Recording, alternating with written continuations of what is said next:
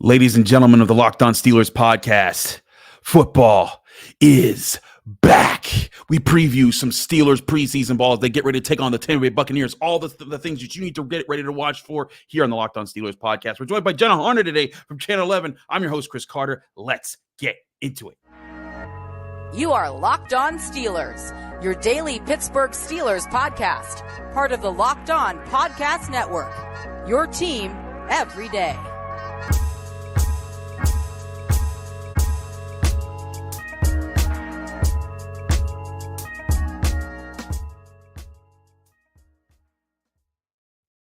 Hello and welcome to the Locked On Steelers podcast. I'm your host, Chris Carter, bringing you your daily dose of all things on the Pittsburgh Steelers. As always, you can find this show on your favorite podcasting apps and on YouTube. Like this video if you enjoy it. Subscribe to this YouTube channel to get all of your daily Monday through Friday episodes, as well as our bonus content. We thank you for making the Locked On Steelers podcast your first listen every day, because we're your team every day. And today's episode is sponsored by LinkedIn. LinkedIn Jobs helps you find the qualified candidates that you want to talk to faster. Post your job for free at linkedin.com/LockedOnNFL. That's linkedin.com/LockedOnNFL to post your job for free. Terms and conditions apply. We'll have more on that later in the show.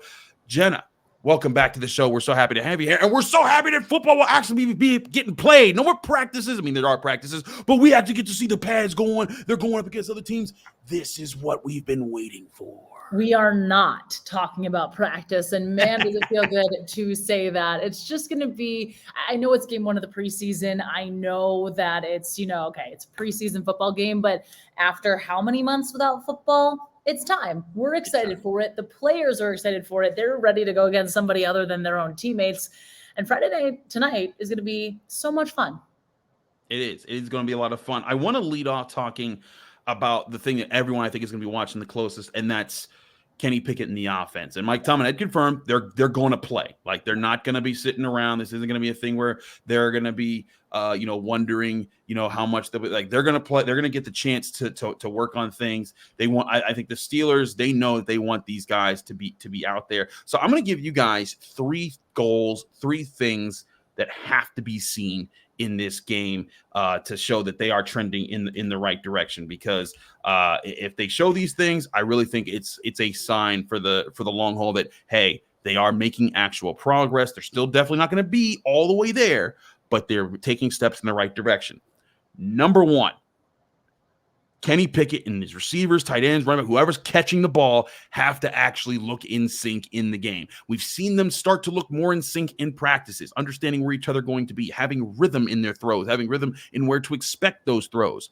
That timing, that chemistry has to be on display. And there's 2 other things that we'll get to here that are important. But to me, if that is there, if we see that connection, Jenna, and not just Kenny Pickett throwing it up deep to George Pickens and him winning a jump ball, which is great, and they should do that, but taking deep shots when they feel like it, catching teams off guard, having a rhythm to them. If they have that in the passing game, I think it shows the stuff we're seeing in practice will be ready to translate to the field when the regular season kicks off. And look, we have seen kind of all throughout training camp the chemistry between Kenny Pickett and George Pickens, the chemistry between Kenny Pickett and Allen Robinson. I think that's something I'm really keeping my eye out for. But the way that this offense has looked, and again, it's been through camp, it's been through practices, padded and without pads, and, with defenders flying in their faces and not, but we've seen this chemistry among this offense. So yes, can they take it to that next step? Will we see and again, it was interesting when we talked with a lot of the guys this week before they headed to Tampa, they're saying, yeah, we're really not going to put everything out there.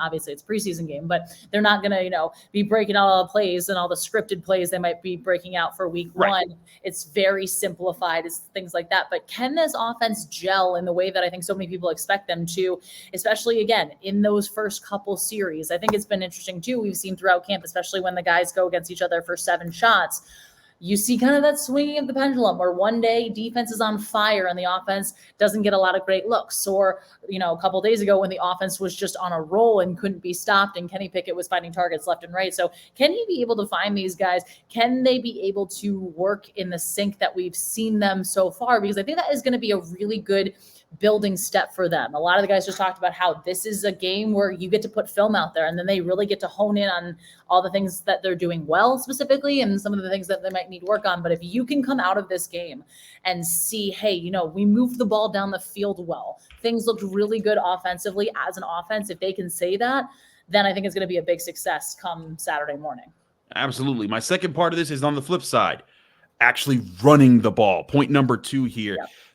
We've seen the excitement, the offensive line. We've seen Isaac Samalu bring something to the table. This offensive line has to move the Buccaneers defensive line, and they need to show that they can run the ball, create space for Najee Harris, Jaylen Warren, whoever has the ball in their hands, that the run game is actually going to be a factor. And this isn't going to be this like the beginning of last season when they were just, 2 yards in a cloud of dust. They can't have that type of running play. They need to be able to create space, because if they're able to do both of these, if they're able to pass the ball and run the ball, there will be balance, and they will be able to help each other in this game. But for the run game, the offensive line has to create the space, and the running backs got to hit the holes. I think we've seen that kind of momentum here in training camp, Jenna. I think we've seen the offensive line and the running backs look good. Now, again, you got to do it against another team when the lights are on. Yeah, and this has been such a big talk of the offseason, is this new rebuilt, retooled offensive line with the additions of guys like Isaac Samalu, who has looked really solid throughout camp. I think it's going to be exciting for Steelers fans if they can look at this game and say, hey, okay, the series, however many series that the starters were in, this offense looked like a competent NFL offense. There's a little bit of creativity. There's guys, again, creating space for Najee Harris, for Jaylen Warren, for Anthony McFarland Jr. to be able to find those holes and find those gaps. Because again, as we've talked about kind of throughout the offseason, when you have a run game that can run the football well, that opens so many things up for your passing game. And then you have that balanced offensive attack where teams have to worry about not only, hey, they're going to run the ball here in this situation, but, oh man, Kenny Pickett might look deep and find George Pickens. They're going to have to respect both aspects of that because of what this offense can potentially bring. So if you can see that, if we can see, this offensive line move guys, if we can see, Najee Harris finding holes and getting, 5, 7, 8 yards on a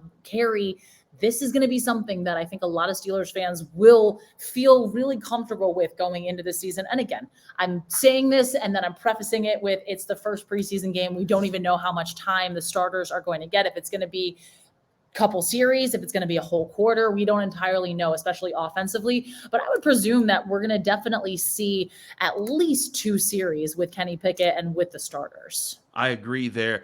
My last thing I hear here, point 3 of what I want to see from the Steelers offense is actually play action being called and it actually working. And this is a little bit on Matt Canada too, because there wasn't a whole lot of play action last year. We've talked about that a lot this offseason. That has to be a part. If you're going to be a running offense, the Steelers don't have to run 60% of the time. But if they want to run, 45 to 50% of the time or 40%, like if they want to be a balanced offense, they need to be able to use the setup of getting teams intimidated with their run and then play off of that by faking it, rolling Kenny Pickett right or left, or keeping him in the pocket and using that to set up other opportunities around the field. We have seen it in practice, Jenna, work where even the Steelers defense, who should be ready for these things because they're studying the offense every day and they're working against them every day, even they're getting fooled because it's just a natural element of when you work play action well and you have a strong rushing offense, you can catch defenses off guard. Matt Canada has to call it, and the Steelers have to execute them cleanly, and these lead to chunk plays. And if they do all 3 of these things, look like they have rhythm in the passing game, actually control the line of scrimmage and actually run the ball, and they complete play action passes and use them in solid ways in these drives, they will score touchdowns. They will finish drives. They will be able to score here. That's why I didn't just say score touchdowns, move the ball. We all know what they want to, but 3 specific things there. These are all things here that I think are important. And play action is it's an element of both of the first 2 things I mentioned, but it is so important for this offense. If it's going to go anywhere this year, they need that to be part of their fold. And it's important for Kenny Pickett too, because again, big themes this offseason, we've been talking about Kenny Pickett going into year 2. And for a guy like him in that second year, this is a crucial aspect of his development. And how is he going to look? Is he going to also be able to if he gets up to the line and sees something shifting, sees something changing, make that change on the fly. We've seen him do it a couple times in training camp, and it's been really intriguing. He's kind of talked about it too, and that he just has a lot more comfortability with the offense because of all the reps he's been able to get up to this point, working with the starters, working with the ones compared to where he was a year ago. So for a guy like Kenny Pickett to be able to recognize some of these types of things and say, hey, this is going to work really well in this situation because of what the defense is showing me here, having that, I think, is going to be a big step that kind of factors into all of this too, is just when he gets into that game style situation, how do I respond? How do I move things quickly? How do I, check, see his reads and make things happen based off of that? But I think this is going to be something too, where again, there's going to be a lot of talk no matter what after this game about how Kenny Pickett looked, how this offense looks. But if there is that little bit of, hey, we're seeing more than we saw last year, we're seeing more than we saw in season last year, even if it is for just those couple drives, then I think Steelers fans, and then I think the Steelers themselves too, can say, hey, look, we've got a good basis right now. We've got a lot of good things that we can continue to build on, that we can add to, but we feel comfortable with where we're at right now. I'm right with you there. We got to talk about the defense. We'll do that in the next segment here on the Locked On Steelers podcast, getting you ready for Steelers Buccaneers Friday night football. The preseason begins tonight here, and we'll keep talking about that on the Locked On Steelers podcast. But first, I want to talk to you guys about our great sponsors at LinkedIn. Of course, if you go to LinkedIn, it's the number one place that people are going to find new jobs. So if you're looking for people to hire for your new jobs, you got to take advantage of that too. These days, every new potential hire can feel like a high stakes wager for your small business, and you need the right people on your team to help your small business fire on all cylinders. That's where LinkedIn Jobs comes in, and they're here to make it easier to find people that you want to talk to faster and for free. Create a free job post in minutes on LinkedIn Jobs to reach your network and beyond to the world's largest professional network of over 810 million people. Then add your job in the purple hashtag hiring frame to your LinkedIn profile to spread the word that you're hiring so your network can help you find the right people to hire. Simple tools like screening questions make it easy to focus on candidates with just the right skills and experience so you can quickly prioritize who you'd like to interview and hire. It's why small businesses rate LinkedIn Jobs #1 in delivering quality hires versus leading competitors. LinkedIn Jobs helps you find the candidates you want to talk to faster. Did you know every week nearly 40 million job seekers visit LinkedIn? Post your job for free at linkedin.com/lockedonnfl. That's linkedin.com/lockedonnfl to post your job for free. Terms and conditions apply.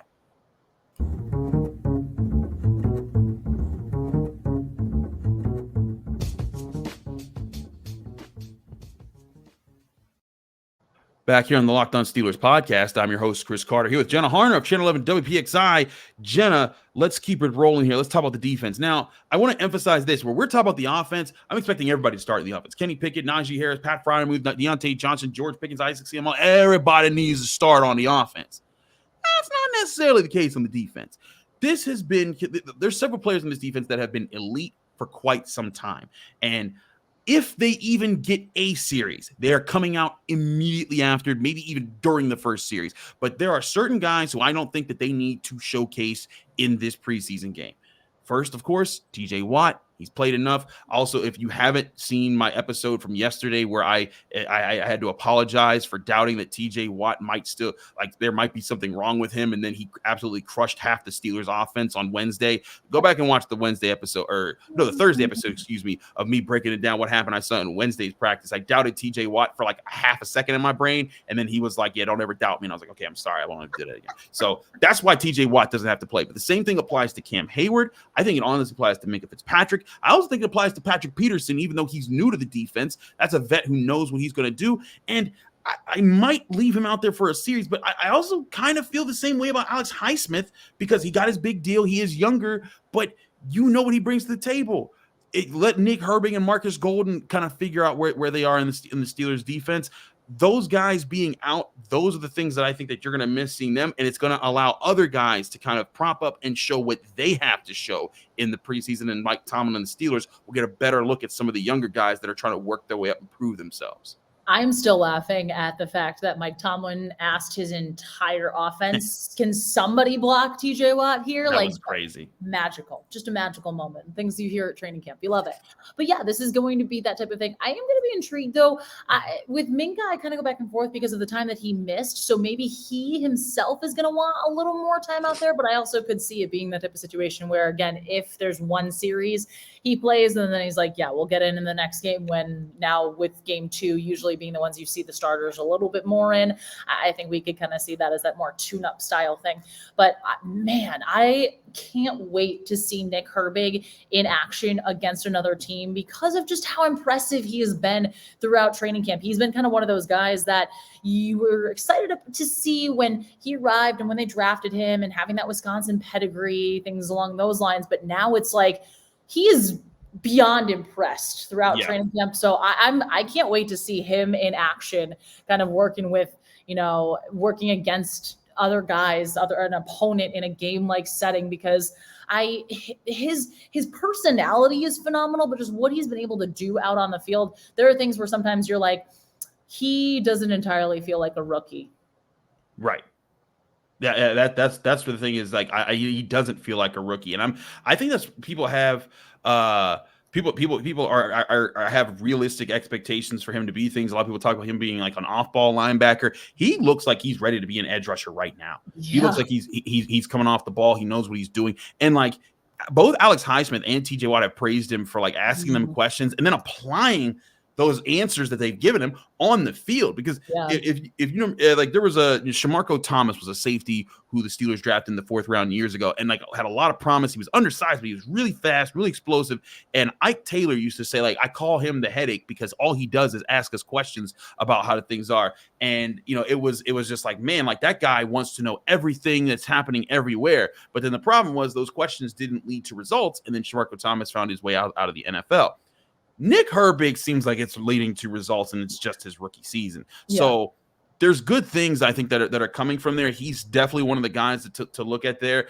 I also think that in the mix of players who might not play as much as Larry Ogunjobi along with Cam Heyward, and with that, I am very excited, Jenna, to see the next defensive lineman, because there are a lot of impressive defensive linemen we've seen in camp. You have Isaiah Loudermilk, who I think has gone from a guy that was maybe in cut territory coming into camp to he's ready to play, and you better keep him on this roster. You got the Marvin Leal, who everyone's excited to see from last year. You got Keanu Benton, who you just drafted, who's been balling, and then you got Braden Fehoko, who like eats people for breakfast. Like I've seen that man just like swallow up double teams when he was with the Chargers, and then in camp he's been doing the same thing. And I'm like, you got to have that guy on the team. So I'm just very intrigued to see how the defensive line, its pedigree, its pecking order, whatever you want to call it, works itself out. And we get to see these guys be physical against another team. And obviously there's so much changeover year after year in the NFL, but this feels like with the guys that they've drafted, especially in Loudermilk, in Leal, in Benton, kind of that new wave, that next generation of this Steelers defensive line. And who are these guys? What are they going to look like? What are they going to bring to the table? And for a lot of fans who know who they are, but haven't had the opportunity to really see them in action yet, this is going to be that opportunity. And it's going to be that opportunity for them to really kind of rise up to the next level, because something Mike Tomlin talked about on Wednesday was the biggest thing he's looking for across the board is communication. Because if you can communicate, odds are you're probably playing pretty good football. But if you're not communicating, odds are you're probably not playing pretty good football. So for these young guys, when they're out there, when they're in the spotlight for not the first time, but for some of them, the first time on their pro stage, how are they going to be able to do that? How are they going to be able to communicate? How are they going to be able to diagnose what's happening in front of them based on their position and say, hey, I know what this is. I've seen this. We watched the tape. We did this. They're going here. I'm doing this. So for these young guys, I'm excited to just kind of see them in action in that way and what they're going to be able to bring and what this, new, I'm not new in that way, but that new wave of when Cam Heyward's gone, when Larry Ogunjobi's gone, what this Steelers defensive line might potentially look like in the next handful of years. I'm not giving a number on that because Cam Heyward refuses to say that he's old. We're not calling him old. We're not calling you old, Cam. Don't come after us. Don't come after us. But the reality is there's younger guys in the wings waiting, and it's going to be intriguing just to kind of see how they get utilized and what we see from them tonight. I think the one other group that I want to touch on here before we move on to like sleeper guys to watch out for is the linebackers, the off-ball linebackers, because we've not seen any of these guys. This is Cole Holcomb. This is Landon Roberts. This is Quan Alexander. Now, this is the thing is that we have seen them in practice, and they've all brought certain characteristics that have been really solid. Cole Holcomb looks like he's an every down linebacker that can do all the primary jobs that you need at a pretty good rate. Landon Roberts looks just like a person who can just hit a Mack truck and break it because of how hard he hits. Quan Alexander looks like he can bring in the hits too, but he can also help in coverage. And so you have all three of those guys, and you still got Mark Robinson back there who can kind of be the fourth option. I'm very intrigued just to see how those guys fill in the run against a live opponent and how they're contributing overall in the Steelers system. Because again, I don't think the Steelers need their off-ball linebackers to be to be superstars. They just need to be solid role players who stuff the run, aren't exposed too heavily in the passing game, and just make sure that the defense on their side of things is balanced so that TJ Watt, Alex Highsmith, Minkah Fitzpatrick, Patrick Peterson, Cam Heyward, Larry Joe, the stars on this team, they make the big plays. And that won't be the case this game because I think that a lot of those stars are going to be resting. But if we see that they are filling those roles in preseason, it's a good sign they'll do it in the regular season. And we know how big of a problem area stuffing the run and stopping the run was for the Steelers a season ago. So this was a complete overhaul at this position by general manager Omar Khan and the Steelers front office this offseason. How are these guys going to continue to adjust among one another? How are they going to communicate? What are we going to see from them? I mean, gosh, you mentioned it with Landon Roberts. You could not pay me enough money to have him running full speed at me. I'd be like, nope. I'm out. Like, I'm just going to run away. Like, there have been times in practice where they're doing things close to the sidelines, and I'm like, I'm just going to step over here. Just move a little bit. Get out of the way. Just going to move because you feel the physical. You can sense the pain. You can just sense it. But I'm very intrigued to see how these guys work with each other because they've talked so much about how the chemistry has been building. They talk about how they feel really comfortable with the group that they have. Obviously, there's a lot more steps that they all want to take together, but they do feel comfortable with where they're at right now. So when they go out there and apply it tonight, what are we going to see from them? Again, stopping the run is just going to be absolutely crucial for this team to have success this year. And I do think these guys are going to be a big part of that. But how is this going to translate to the field tonight? What are we going to see from them? Indeed. We've talked offense and defense. Now I want to talk about sleepers. We'll do that in a minute here. And just guys that, maybe you've heard me talk about a little bit here, but there's certain guys that we can talk about who are on the roster who I think need to show something or might show something here in this preseason game that aren't at the top of the depth chart. We'll talk about that here in a minute on the Locked On Steelers podcast. Chris Carter, Jenna Harner, stick with us. We'll be right back.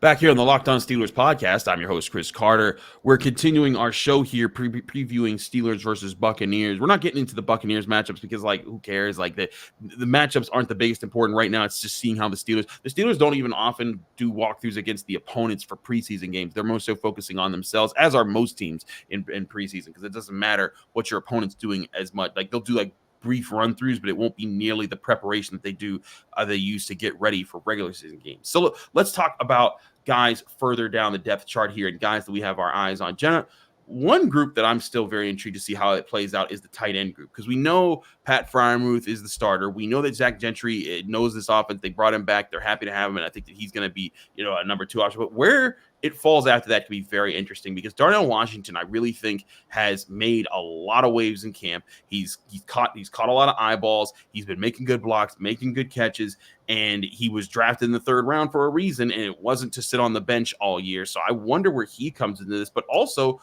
where do Connor Heyward and Rodney Williams come into this? Now, some people are going to say, who's Rodney Williams? Rodney Williams is number 87, and he is one of the better players on the 3rd team offense of the Steelers. Whenever he gets a chance to make a play, he's making it. He's got good size. He blocks well. He catches well. He runs well.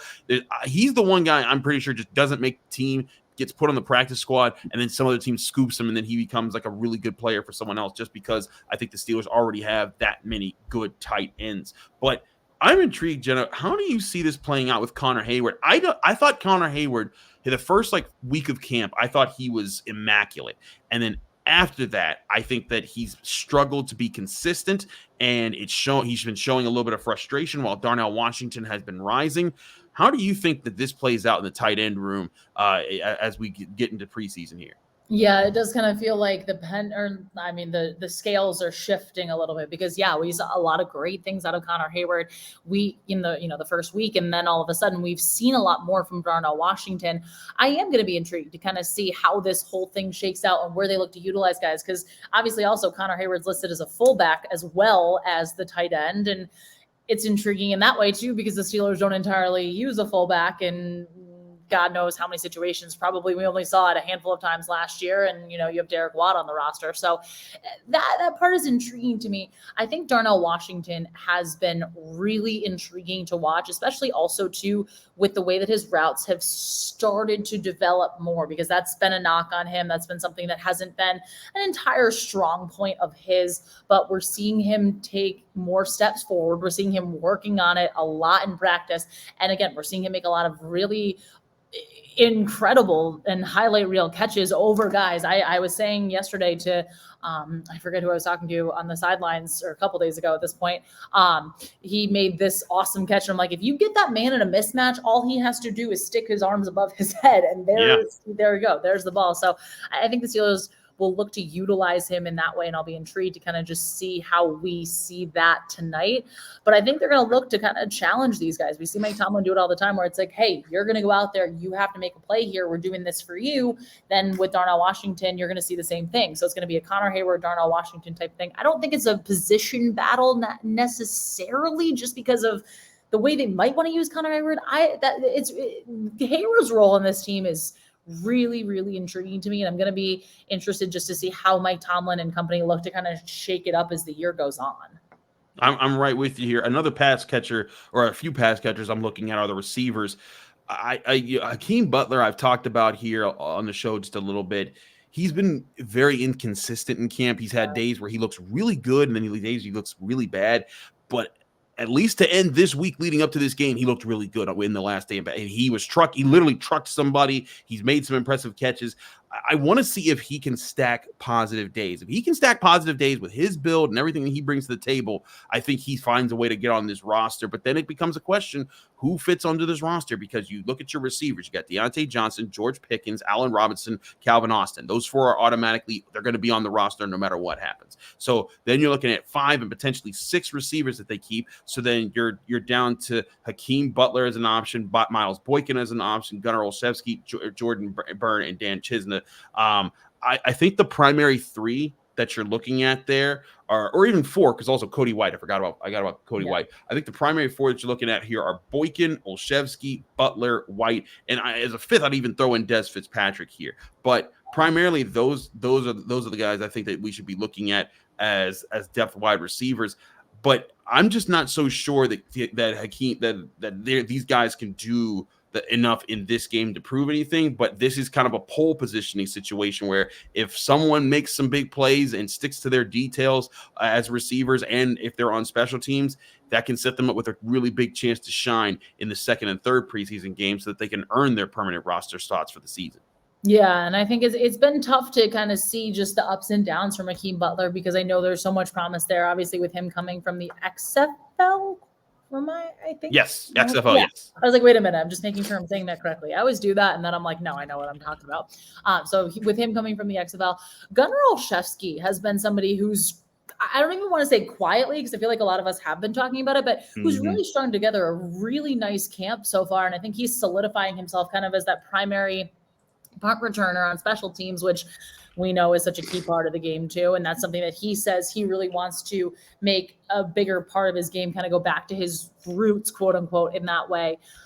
So I think when he can get out there, he'll be intriguing, but I think he's kind of, in my mind, a solidified lock, unless God forbid he completely falls apart, or one of these other guys kind of steps up and, makes that next wave where it's like, oh, we have to keep this guy on this team with the way that he made, all these catches and however many opportunities he had in the preseason, whether it's not just tonight, but the next couple games as well. I'm right with you there. I want to flip to the defense here because we got to talk about some guys there. Let's look at a few guys here in the secondary. Like we said, we expect Minkah Fitzpatrick to not practice, but one guy who's been really filling in at the safety position is Kenny Robinson. He's been making plays. He's intercepted passes a lot in training camp. He's a local guy. For number 41, he's a person that I'm telling fans to look out for. I think that if he finds a way to impress, it could make an interesting situation for what the Steelers want to do at safety. Trey Norwood has also shown some promise there. You always got Miles Killebrew, who helps them on special teams. I'm intrigued to see what this group does. Trey Norwood's, hasn't practiced a couple times, and I think he might be dealing with some, nagging injuries of some sort. But how they play out at safety, and also how they play out at slot cornerback. Shandon Sullivan was the guy they brought in to kind of be the guy at the slot. But Elijah Riley has been really solid as well. Duke Dawson also in that competition for slot corner. The secondary and how it's made up with some of these other guys could be very intriguing to watch, and how they work against the Buccaneers. Yeah, and there's going to be so many looks too. I think that's been one of the most intriguing parts of training camp. I feel like I've been saying intriguing a lot because there has been a lot of intrigue, but it's been one of the things where you see just a lot of these guys working in so many different various roles. A lot of guys kind of, doing having multiple responsibilities and shifting in multiple ways. We talk about position flexibility, and we've seen some of that. So again, it's not going to be this complex, the Steelers are bringing out all the stops tonight, game one of the preseason, but I think we might see a couple little wrinkles, and it is going to be intriguing to see how some of these guys do, because Elijah Riley has been somebody who's really interesting. Shandon Sullivan with his addition this offseason. And then of course it was, when Minkah made his return, what was that, last weekend at this point? He's been back with the team for like a week now ish, or did he come back Tuesday? I don't know. Every single day to me at this point, it's just, do the Steelers practice, do the Steelers play, or other Steelers? That's how we operate now at this time of year. But when he made his return, he kind of gave a lot of really high praise to the guys that had been filling in for him in, Miles Killebrew, in Trey Norwood, in Kenny Robinson, having those guys take those extra reps and say, hey, hopefully I can help them a little bit off their plate. But it has been intriguing to see just what we're going to get from these guys. And I think that'll be really interesting. Indeed it will. And of course, one guy I think I neglected to include in our second segment was Joey Porter Jr. All eyes will be on him when he's lining up everywhere. That one's kind of an obvious one, so I wanted to talk about other ones, but Joey Porter Jr. absolutely another person we'll be having our eyes on here, as well as everybody on the Steelers. But we hope that you've enjoyed this preview. We hope that you're ready for some football, because I'm ready for some football, as is Jenna. Jenna, thanks so much for joining us here in the Locked On Steelers podcast. Let people know they can find you, follow you, and get more of your work. Well, thank you for having me as always. Happy Friday. Happy return of preseason football, of Steelers preseason football, everybody.